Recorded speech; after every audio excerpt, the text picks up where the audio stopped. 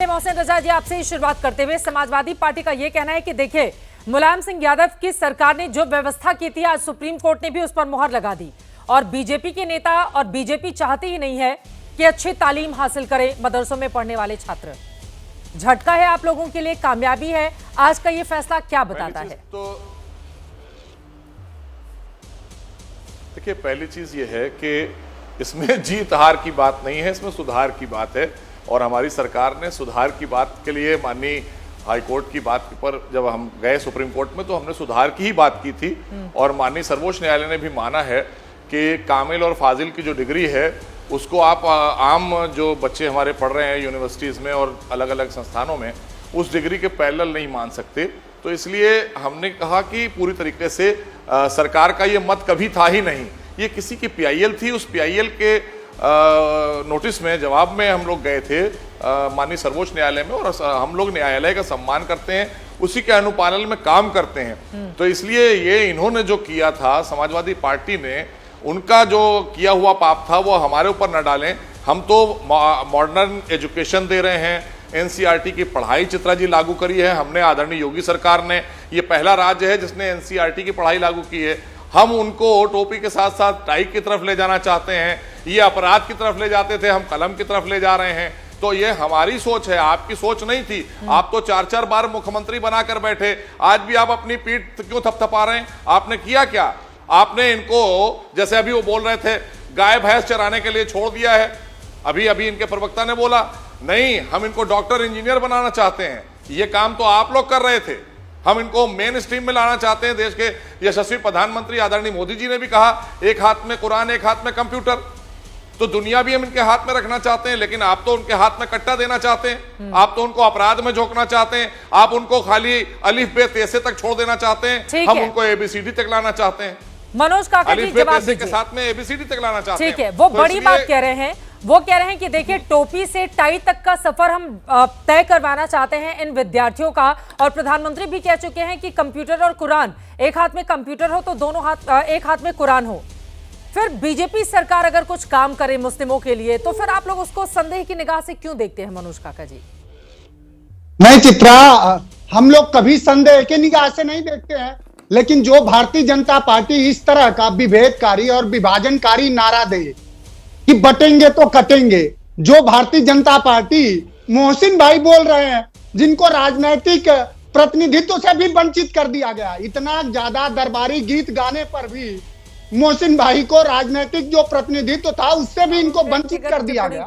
जो supreme court का जो निर्णय आया उस पर बात करिए। सुप्रीम कोर्ट ने कहा है कि कोई भी संस्थान अगर धार्मिक शिक्षा देता है तो इस आधार पे उसको बंद नहीं किया जा सकता, क्योंकि हमारे संविधान के आर्टिकल 25-26 में धार्मिक मान्यता भी है, धार्मिक शिक्षा देने की भी।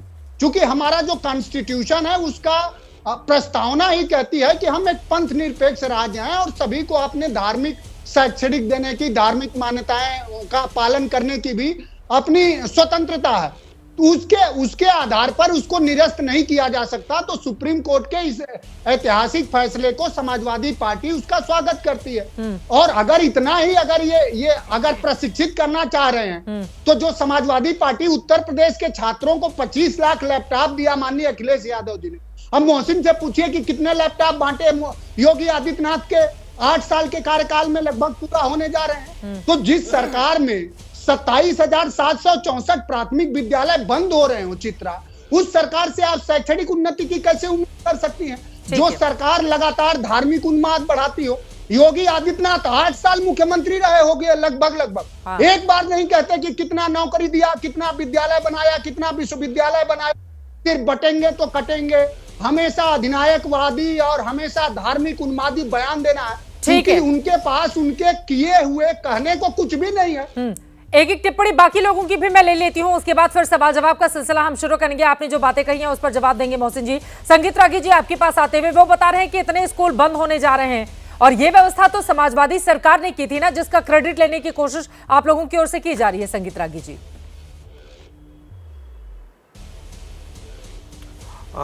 देखिए चित्रा, समाजवादी पार्टी भारतीय शिक्षा व्यवस्था के पैरेलल एक इस्लामिक शिक्षा व्यवस्था यहाँ पर इस देश में खड़ा करना चाहती थी।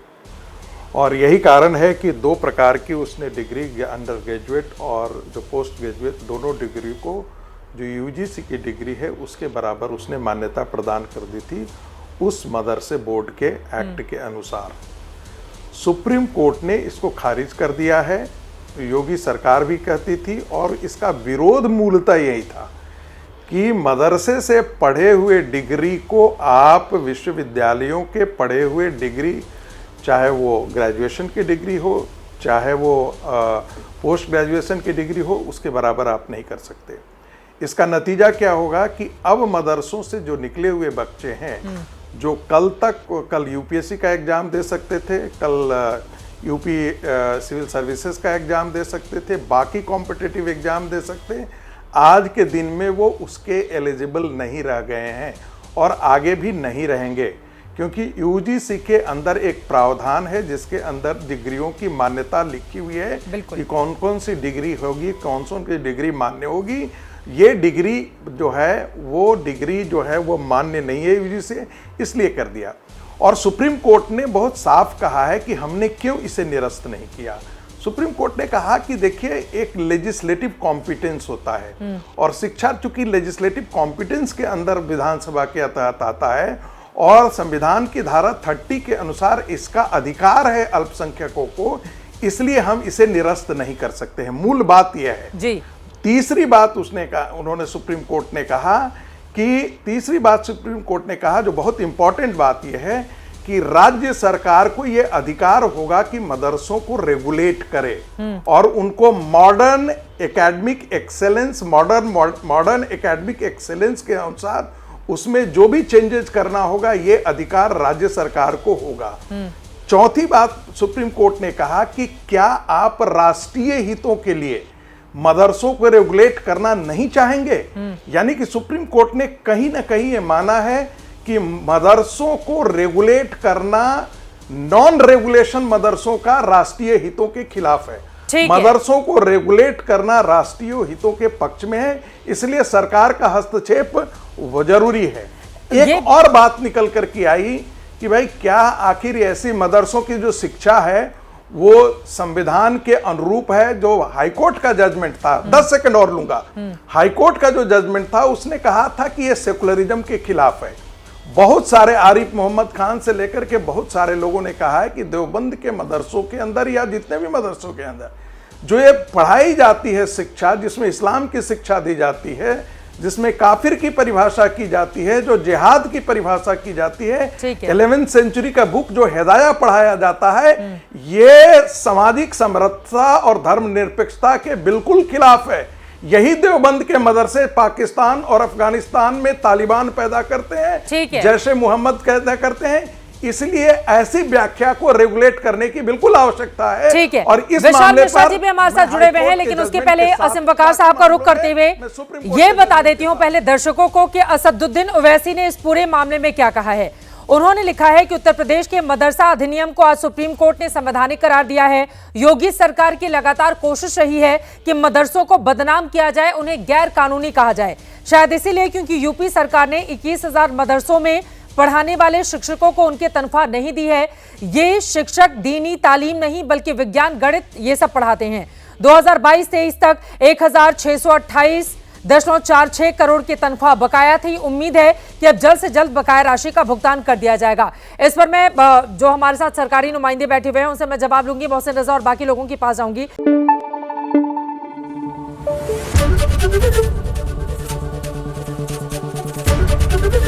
एबीपी न्यूज आपको रखे आगे।